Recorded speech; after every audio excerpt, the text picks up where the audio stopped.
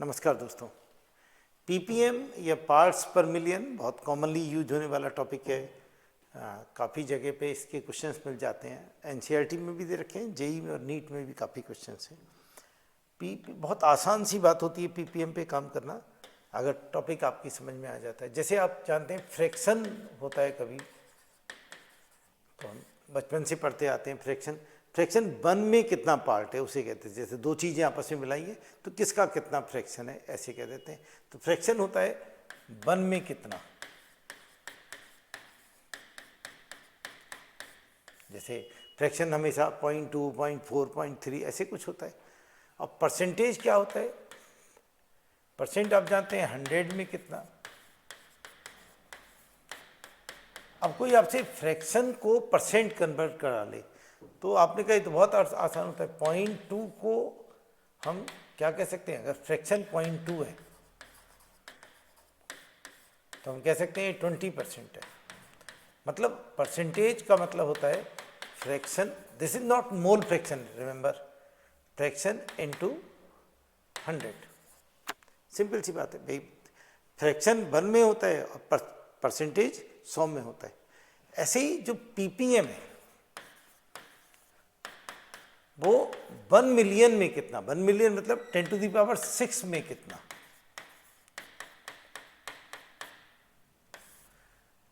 जैसे 1 में कितना फ्रैक्शन, 100 में कितना, नो डाउट परसेंटेज, और 10⁶ में कितना। जैसे कोई मिक्सचर है तो उसमें 10⁶ में वो कितना मिलाया गया है। जैसे समझ रहे, ग्लूकोज और पानी का मिक्सचर है तो उसमें फ्रैक्शन पूछा उसने, तो उसने कहा ग्लूकोज का फ्रैक्शन, मास फ्रैक्शन 0.2 है, ठीक है, 20% हो गया। पीपीएम कितना है? अच्छा जी, तो आपने कहा जब हम परसेंटेज बना रहे थे तो फ्रैक्शन को हमने 100 से मल्टीप्लाई किया था, और अगर परसेंटेज और फ्रैक्शन में देखें तो 10⁴ का डिफरेंस आ रहा है। तो क्लियर बात हो गई कि पीपीएम का मतलब हो गया परसेंटेज इनटू 10⁴ कर देंगे तो पीपीएम आ जाएगा आपके पास में। ये तो बहुत आसान बात हो गई मित्तल सर। यस, तो एक फॉर्मूला आपके पास में बन गया कि फॉर्मूला नंबर 1 कि पीपीएम, पहली बात तो 10⁶ में कितना उसे कहते हैं पार्ट्स पर मिलियन, 1 मिलियन में कितना। और दूसरी बात ये होगी कि पीपीएम परसेंटेज इंटू 10⁴ हो गया। परसेंटेज अगर आपसे दे रखा है, पीपीएम पूछा तो 10⁴ से मल्टीप्लाई कर दीजिए, और अगर पीपीएम दे रखा है परसेंटेज पूछा तो 10⁻⁴ से मल्टीप्लाई कर दीजिए। आसान बात हो गई। अच्छा, तो पहला फॉर्मूला हमारे पास में आ गया कि PPM equal to percentage into 10⁴। चलिए साहब, अब अगर ऑब्जेक्टिव प्रॉब्लम है,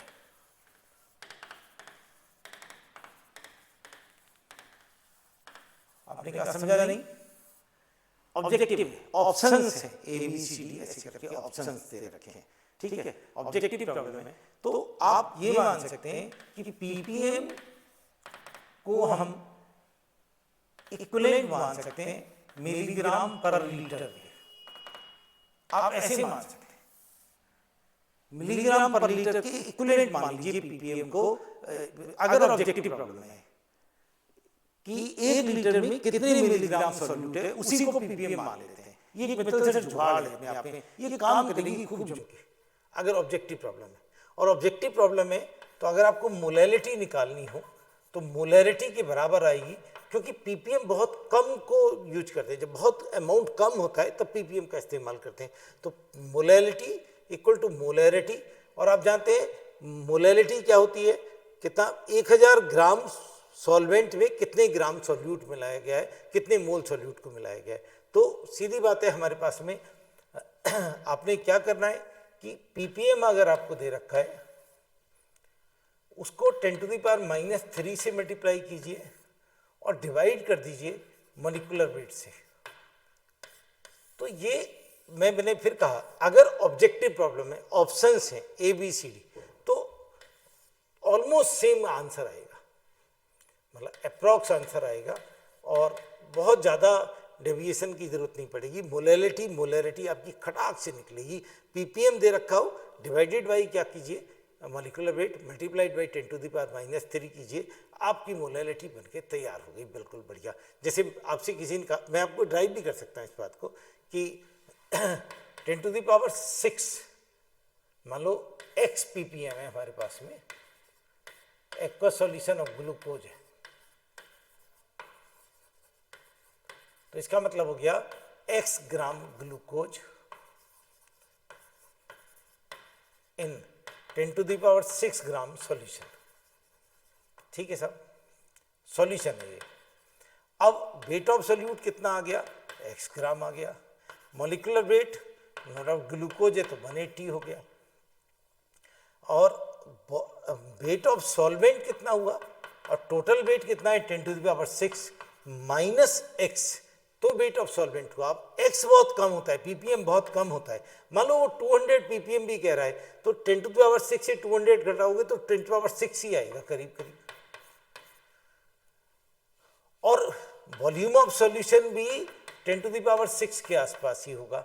डेंसिटी चाहे वैसे दे रखी होगी, उसने नहीं दे रखी हो तो चल जाएगा, नहीं दे रखी होगी तो भी ऑब्जेक्टिव में वो काम करेगा। अब आप देखो मोलैलिटी क्या होती है, mass of solute x into 1000, molecular weight कितना है 180 इंटू कितना है वॉल्यूम, मास ऑफ सॉल्वेंट कितना है 10⁶। तो देखिए 10⁻³ आ गया, तो वही कंडीशन आ गई देखिए कि molality equal to ppm, x ppm था इंटू 10⁻³ अपॉन मॉलिक्यूलर वेट। तो आप बहुत आसानी से मोलैलिटी वगैरह निकाल सकते हैं। मैं एक बार फिर आपको कंक्लूड कर दूं इस बात को कि ppm है, इसका मतलब हो गया कि पार्ट्स पर मिलियन, 1 मिलियन में कितने पार्ट्स हैं उसे हम ppm कह देंगे। ठीक है ना, ये तो बात क्लियर होगी। तो 10⁶ में कितना है, मतलब ये हो गया हमारे पास में। तो पहली बात पढ़ी हमने कि भाई साहब ppm आपको बनाना है तो आप परसेंटेज दे रखा हो तो 10⁴ से मल्टीप्लाई कर देंगे। ये तो ppm का पहला पार्ट हो गया। दूसरा हो गया कि मोलैलिटी या मोलैरिटी निकलवाए और ppm दे रखा हो तो multiplied by 10⁻³ upon molecular wait. मैं आपसे फिर कह रहा हूं कि अगर ऑब्जेक्टिव है तो आपका आंसर अप्रॉक्स बिल्कुल, मतलब आपको डरने की जरूरत नहीं है, खड़ाक से आंसर आएगा। लेकिन अगर न्यूमेरिकल बेस्ड प्रॉब्लम है, जैसे जेई में 5 प्रॉब्लम आती हैं जहाँ पे आपको आंसर अपलोड करना पड़ता है, तो थोड़ा चेक करना पड़ेगा। मैं भी आपको दिखाऊंगा जेई में किस तरह का आया हुआ क्वेश्चन। तो ये सब हमारे पास में ppm के संबंध बन गए आसानी से। देखते हैं हमारा एनसीईआरटी क्या कहती है और PYQ क्या कहते हैं हमारे पास में। ये आपके पास में जेई में 2022 का एक क्वेश्चन है हमारे पास में। इन्होंने कहा है आपसे chlorophyll extracted from the crushed green leaves but dissolved in water to make 2 litre solution okay of magnesium on 2 litre solution of magnesium of concentration 48 ppm, जिसकी कंसंट्रेशन दे रखी है 48 ppm। Number of atoms of magnesium in this solution is इतना, x की value पूछ रहा है, numerical है, इसमें कोई जुगाड़ नहीं लगनी, केवल एक छोटा सा बात लगना है कि ppm होता क्या है। तो उसने कहा कि मैग्नीशियम डाला गया है और 2 लीटर सॉल्यूशन में डाला है तो कंसंट्रेशन जो आई है 48 ppm आई है। तो इसका मतलब 48 ग्राम, इसको आप ऐसे भी लिख सकते हैं 48 मिलीग्राम पर लीटर कह सकते हैं ना, आप जानते हैं ppm का दूसरा नाम है। तो 2 लीटर सॉल्यूशन है तो 1 लीटर में कितना मैग्नीशियम हुआ, 48 मिलीग्राम मैग्नीशियम है। तो 2 लीटर में कितना मैग्नीशियम हुआ, आपने कहा सर ये तो बहुत आसान हुआ, इतने मिलीग्राम हुआ, बस उसके एटम पूछ रहा है। आप इसे 48 इंटू 2 रखेंगे तो आपकी कैलकुलेशन आसान रहेगी। इंटू 10⁻³ अब ये ग्राम कर दिया, डिवाइडेड बाई सोडियम का मैग्नीशियम का एटॉमिक मास 24 होता है, तो ये आ गया 4 इंटू 10⁻³ मोल ऑफ मैग्नीशियम। अब इसको एटम्स बनाएंगे तो आप जानते हैं एवोगैड्रो नंबर से मल्टीप्लाई करेंगे, तो जैसे 6.02 इंटू 10⁻23 से मल्टीप्लाई कर देंगे तो ये आपके पास में 24.04 इंटू 10⁻20, या वही आपसे पूछ रहा है 10⁻20 में पूछ रहा है आपसे, तो ये आपके x की वैल्यू जो आ जाएगी वो 24 आ जाएगी। आसान क्वेश्चन था, मैं समझता हूँ। ये देखिए क्वेश्चन, ये 2020 का जेई का क्वेश्चन है। उसने कहा फेरस सल्फेट हेप्टाहाइड्रेट, मैं जानता हूँ आप इसको जानते हैं, इस कंपाउंड को फेरस सल्फेट हेप्टाहाइड्रेट, इसको ग्रीन विट्रॉल कहते हैं, FeSO4.7H2 जी, is use to fortify foods with iron. Foods में आयरन डालने के लिए ये डाल दिया जाता है, ऐसा लोग कह रहे हैं, करते हैं नहीं करते तो इस पर जानता है, अभी हमारे इससे कोई मतलब नहीं। उससे आगे क्वेश्चन क्या है, the amount in grams of the salt required to achieve 10 ppm of iron, iron का 10 ppm चाहिए इन 100 किलोग्राम ऑफ व्हीट, ये चाहिए उन्होंने। तो बहुत आसान बात है, 10 ppm आयरन चाहिए। इसका मतलब है कि 10⁶ ग्राम में कितना आयरन चाहिए, इतने ग्राम व्हीट के अंदर 10 ग्राम आयरन चाहिए।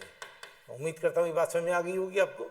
100 किलोग्राम को ग्राम में कन्वर्ट करिए, 100 इंटू 10⁻3 तो ग्राम, इसका मतलब 10⁵ ग्राम व्हीट के अंदर कितना आयरन चाहिए। आपने कहा ये तो आसान हो गया, 10⁵ अपॉन 10⁶ सर्टेनली 1 ग्राम आ गया। तो 1 ग्राम हमें क्या चाहिए, आयरन चाहिए। अब आपको देखना पड़ेगा कि वो कितने इससे मिलेगा, FeSO4.7H2 से।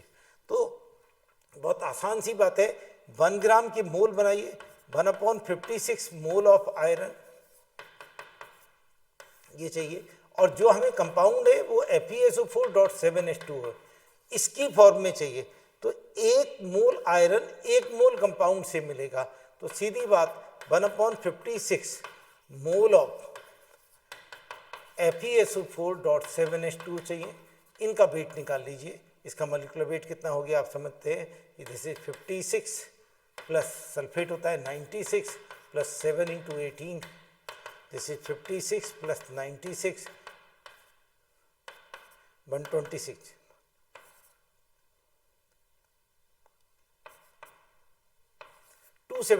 मैं एक बार और चेक कर लूँ। हाँ जी साहब, तो 278 आ गया। तो सीधी बात ये मॉलिक्यूलर वेट आ गया इसका। तो आंसर आया हमारे पास में 1/56 इंटू 278, इतने ग्राम हमें FeSO4.7H2 की जरूरत पड़ेगी। देखिए कितना आसान हो गया क्वेश्चन, बिल्कुल लड्डू। ये इन्होंने एक क्वेश्चन दिया यहाँ पे, ये एक तगड़ा क्वेश्चन है, इसमें न्यूमेरिकल वैल्यू चाहिए हमें। ये इसी क्वेश्चन को कंसीडर करते हुए हमने ये क्लिप आपके लिए बनाई। उन्होंने कहा sea water which can be considered as 6 molar. ये जो सी वाटर है जिसको हम 6 मोलर मान के चल रहे, solution of NaCl has a density of 2 ग्राम पर ml। एक सॉल्यूशन है हमारे पास में, पानी का एक सॉल्यूशन है, सोडियम क्लोराइड डाला, सोडियम क्लोराइड प्लस वाटर का सॉल्यूशन है, जिसकी मोलैरिटी फॉर NaCl है 6 molar, okay. And this solution है द डेंसिटी ऑफ 2 ग्राम पर ml। तो डेंसिटी है इसकी, नॉर्मली पानी की डेंसिटी तो 1 ग्राम पर ml होती है, इसकी 2 ग्राम पर ml दे रखी, ओके। अब इस सॉल्यूशन में 5.8 ppm ऑक्सीजन, तो तीसरी चीज आ गई अब इसके अंदर, वो ऑक्सीजन आ गई 5.8 ppm ऑफ ऑक्सीजन। अब उससे आपसे पूछ रहे हैं कि इसकी मोलैरिटी बता दो ऑक्सीजन की। आपने वो तो अभी आपने बताया था कि मोलैरिटी कैसे निकालते हैं। यस, अगर आपके पास में ppm है तो आपसे कहा था कि मोलैरिटी इक्वल टू होता है ppm into 1000 into 10⁻³ upon molecular wait. ये तब है जब डेंसिटी नहीं दे रखी होती है नॉर्मली, मतलब ऑब्जेक्टिव क्वेश्चन में। हम देखते हैं इससे कितना आंसर आता है हमारे पास में। 5.8 ppm हमारे पास ऑक्सीजन है, हमने NaCl को नेग्लेक्ट ही कर दिया, हटा दिया एक तरह से। सही नहीं है, ये एक जुगाड़ है। This is applicable only in case of objective. ये जो क्वेश्चन है ये न्यूमेरिकल बेस है। देखते हैं कितना फर्क आएगा हमारे इस क्वेश्चन में और वास्तविक आंसर में। अपॉन ऑक्सीजन का मॉलिक्यूलर वेट 32 होता है, ये हमारे पास में मोलैरिटी आ गई। इसको हम निकाल लेंगे, जो भी इसमें आंसर आ जाता है ये हमारा आंसर हो गया। ठीक है साहब, अब वास्तविकता देखते हैं क्वेश्चन की क्या है कि उसने कहा हमारे पास में कि सी वाटर से 6 मोलर सॉल्यूशन बना हुआ है NaCl का। अब हमें मोलैलिटी निकालनी है। अब देखिए हम वास्तविकता पे आ रहे हैं क्वेश्चन पे, हमें मोलैलिटी निकालनी है ऑक्सीजन के रेस्पेक्ट में। तो वेट ऑफ ऑक्सीजन चाहिए हमें, आपने कहा जी बिल्कुल चाहिए, into 1000 upon molecular weight of oxygen जो आप जानते हैं 32 होता है, इनटू वेट ऑफ सॉल्वेंट। यही तो मोलैलिटी का फॉर्मूला होता है। अब साहब हमारे उसने कहा 5.8 ppm, 5.8 ppm, इसका मतलब हो गया आपके पास में कि 10⁶ gram solution contain 5.8 gram of oxygen. ठीक है साहब, यहाँ इसमें तो कोई दिक्कत नहीं, ये मैंने यहाँ पे 5.8 रख दिया इनटू 1000, मॉलिक्यूलर वेट 32। अब मुझे वेट ऑफ सॉल्वेंट चाहिए। अब ये 10⁶ ग्राम जो सॉल्यूशन है हमारे पास में, इस सॉल्यूशन में नमक भी मौजूद है, NaCl भी मौजूद है, तो इसका वॉल्यूम निकाल लेते हैं जरा। तो आप जानते हैं density equal to mass upon volume होता है। तो वॉल्यूम इक्वल टू आ गया हमारे पास में, मास है 10⁶, डेंसिटी 2 मोलर दे रखी है, तो जैसे 5 इंटू 10⁵ ml, ये हमारे पास में वॉल्यूम आ गया। मैं समझता हूँ यहाँ तक कोई दिक्कत वाली बात नहीं।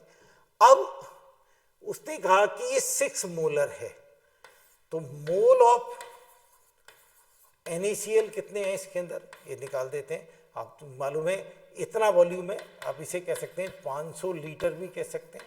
तो आप जानते हैं 6 मोलर है, तो मोल्स ऑफ NaCl हुए 6 इंटू वॉल्यूम कितने लीटर है, 500 लीटर। तो ये आ गया हमारे पास में 3000 मोल NaCl आ गया। वेट ऑफ NaCl कितना हुआ,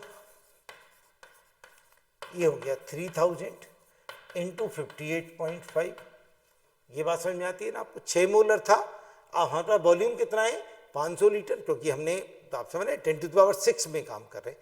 ठीक है, तो 5 × 10⁵ ml आया था, इसको हमने लीटर में कन्वर्ट किया, 10⁻³ से डिवाइड किया, 500 लीटर आ गया। तो ये हमारे पास में आया, इससे मैं निकाल दूँ यहाँ पे,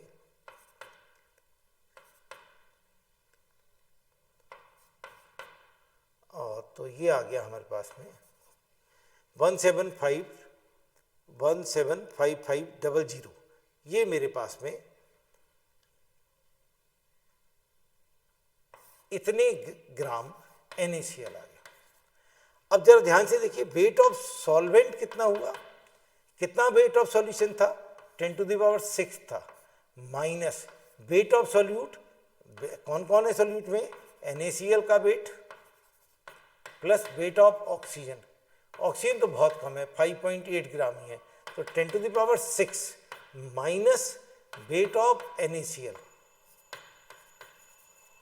मतलब आप इसे कह सकते हैं 10⁶ माइनस, अगर मैं इसको क्या करता हूँ आपके सब्ट्रैक्शन में, मैं समझता हूँ आपको दिक्कत नहीं होगी, 1 इंटू 10⁶, इसको 10⁶ की फॉर्म में लिखता हूँ मैं अगर इसमें, तो 3 2 5, तो ये हो जाता है 1.75 इंटू 10⁵, इसको 10⁵ की फॉर्म में लिखते हैं तो 10। तो अभी भी जो ये आया 8.25 इंटू 10⁵ ग्राम, ये सॉल्वेंट आया हमारे पास में। अब मोलैलिटी के फॉर्मूले में लगा दीजिए। अभी हमने जो देखा था मोलैलिटी हमें चाहिए थी, तो क्या क्या चीज़ लगानी थी हमें, ये लगानी थी। तो वेट ऑफ सॉल्यूट कितना था 5.8 into 1000 upon weight of solvent, ये हमारे पास में आ गया 32 इंटू वेट ऑफ सॉल्वेंट कितना आया हमारे पास में, दिस इज 8.25, इसे मैं लिख सकता हूँ 0.825 इंटू 10⁶। देखिए ज़रा कितना फर्क आया हमारे पास में आंसर में, ये 5.8 अपॉन 32, ये तो सच है 5.8 अपॉन 32, 10⁻³ भी सेम है, 10⁻³ भी सेम है, बस 0.825 का डिफरेंस आया इसमें। तो अगर से डिवाइड हो रहा है, तो इतना तगड़ा क्वेश्चन उसने बनाया NaCl भी, फिर भी आप अगर ये ऑब्जेक्टिव होता तो आपकी जुगाड़ ऑलमोस्ट काम कर जाती। और पर आपको इस क्वेश्चन में भी समझ में आया होगा, बनाने वाले के लिए आप एक बार ताली बजा सकते हैं कि साहब क्या बढ़िया सोचा उसने कि नमक का सॉल्यूशन लिया और उसमें ऑक्सीजन की पीपीएम पे काम कर रहा था उसमें। मैं उम्मीद करता हूँ क्वेश्चन आपको पसंद आया होगा। इसमें हमारे पास में एनसीईआरटी में भी इस टॉपिक पे क्वेश्चन दे रखा है। ये देखिए, ये तो हमारे पास में 2020 का एक क्वेश्चन है, आसान क्वेश्चन है। उसने कहा 10.3 milligram of O2 is dissolved in A litre of solution, तो मिलीग्राम पर लीटर हो गया। Density concentration of O2 in PPM पूछ रहा है, तो आप कह सकते हैं मिलीग्राम पर लीटर को ही हम क्या कहते हैं, वो कहते हैं। तो इसका आंसर 10.3 पीपीएम ही हो जाता है साहब। बिल्कुल लड्डू क्वेश्चन। हालांकि डेंसिटी दे रखी है, अगर आप डेंसिटी को यूज करेंगे तो 10 आ जाएगा। आप मतलब ये ऑब्जेक्टिव में तो यही आ गया, और अगर जैसे न्यूमेरिकल लिस्ट है तो डेंसिटी का इस्तेमाल कर लिया कीजिए। फिर आप क्या कीजिए, milligram per litre divided by density equal to PPM हो जाएगा। डेंसिटी से डिवाइड कर देंगे तो आंसर वाक्य बन जाएगा। चलिए साहब, एक और देखिए, ये आपका एनसीईआरटी का क्वेश्चन है। 12th में एनसीईआरटी में, ये 11th एनसीईआरटी में भी क्वेश्चन है, आपने देखा होगा मोल कॉन्सेप्ट में। 11th में 12th में दोनों में मौजूद है। तो उसने कहा sample of drinking water was found to be severely contaminated with chloroform supposed to be carcinogenic. The level of contamination is 15 ppm by mass. Okay. Express percentage में पूछ रहा है। देखिए, आपने कहा ये तो मैं जानता हूँ, ppm इक्वल टू होता है percentage into 10 to the power 4। Percentage पूछ रहा है आपसे, ppm दे रखा है, तो पहला आंसर बोलिए कितना आया। आपने कहा 15 इंटू 10⁻⁻4% आ गया। कितना आसान। देखिए, अब पूछ रहा है वो आपसे मोलैलिटी पूछ रहा है, तो मोलैलिटी कैसे निकालेंगे। This is ppm into 10 to the power -3 upon molecular weight. Ppm हमारे पास में है कितना है, ppm 15 into 10 to the power -3, और क्लोरोफॉर्म का मॉलिकुलर वेट निकाल लीजिए 12 + 1 + 3 इंटू 35.5। थोड़ा काम करेंगे तो सीख जाएंगे इस बार। ये 106.5 ये आया, तो 119.5 आ गया। इसको यहाँ डाल दीजिए, इतने मोलर आ गया।